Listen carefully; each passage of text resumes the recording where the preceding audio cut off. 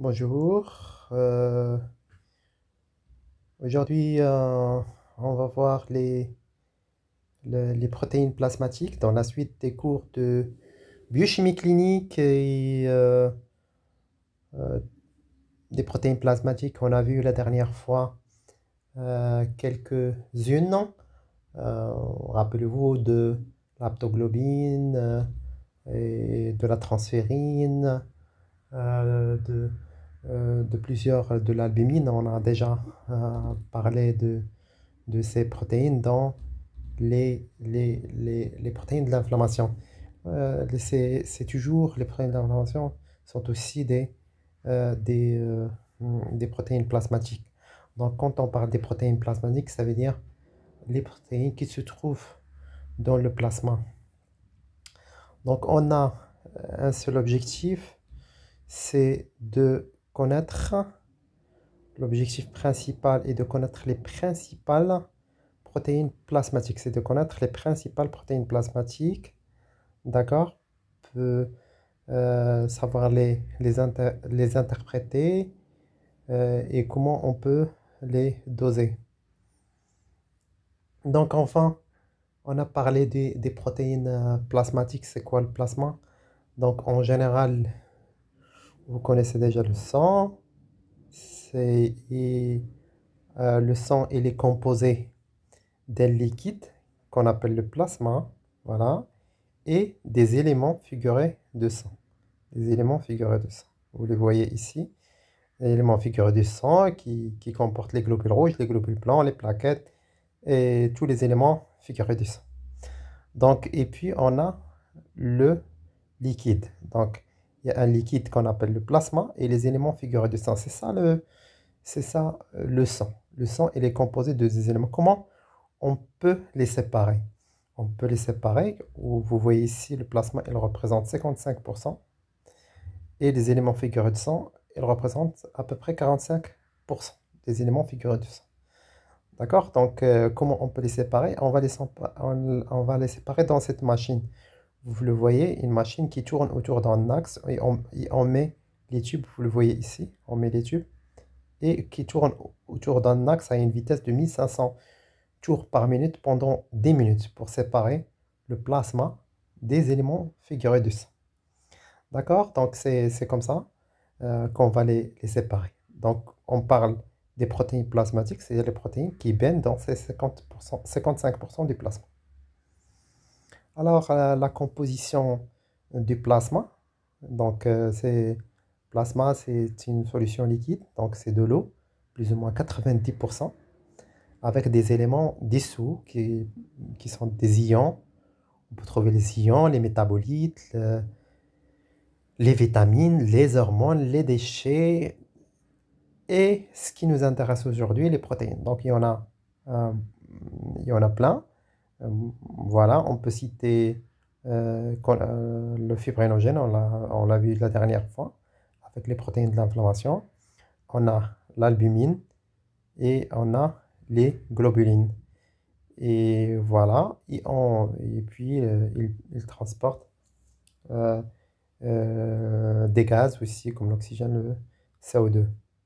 D'accord? Donc, comment on peut avoir du plasma? C'est en général, rappelez-vous de la partie préanalytique, on va prélever sur un tube qui contient un anticoagulant. D'accord? Un tube qui contient un anticoagulant. On avait plusieurs types d'anticoagulants, EDTA dans le tube mauve, rappelez-vous, les parinates dans le tube vert, fluoré et ainsi de suite. Donc, on a un anticoagulant, ça veut dire on va arrêter la coagulation. Donc, les facteurs de la coagulation, il ne seront pas consommés. Donc, on aura le plasma. Et on ne va pas attendre la coagulation. La deuxième partie, c'est quand on prélève sur un tube sec, on aura le sérum. Le sérum, ça veut dire il y a une coagulation ici. On a laissé le temps pour coaguler. On a dit que pour un sérum, il faut laisser au minimum 40 minutes avant de passer dans les machines.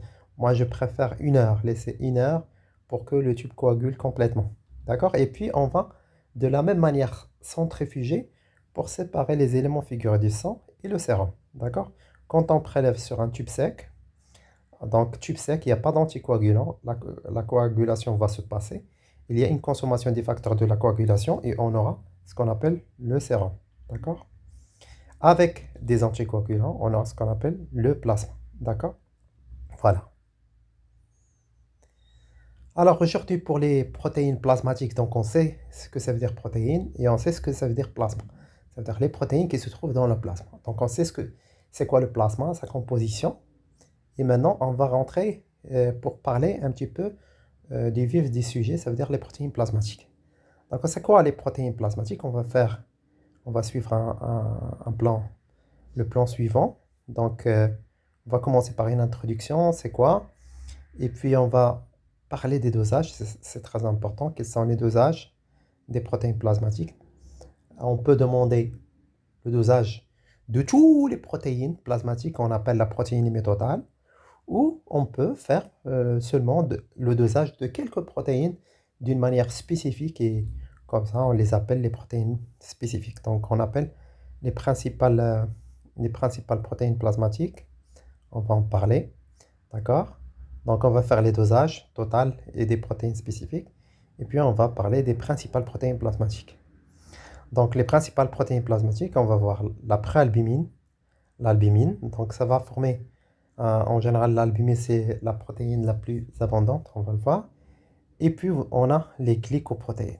Les glycoprotéines, il y en a beaucoup et elles ont plusieurs fonctions. Il y a les protéines de transport, les antiprotéases, les immunoglobulines et la microglobuline. Et puis on va conclure. Donc les protéines, ils représentent la plus grande partie des matières solides du plasma. On avait la composition du plasma, donc la plus grande partie des matières solides du plasma, et il est formé par les protéines. Donc en dehors des fibrinogènes qu'on a vu la dernière fois, c'est une protéine qui est fibreuse. Rappelez-vous de la biochimie structurelle, c'est des protéines fibreuses.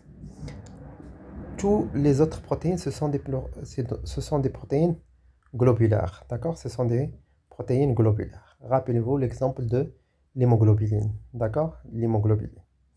Donc, et on a une autre définition. Rappelez-vous des cours de la biochimie structurelle.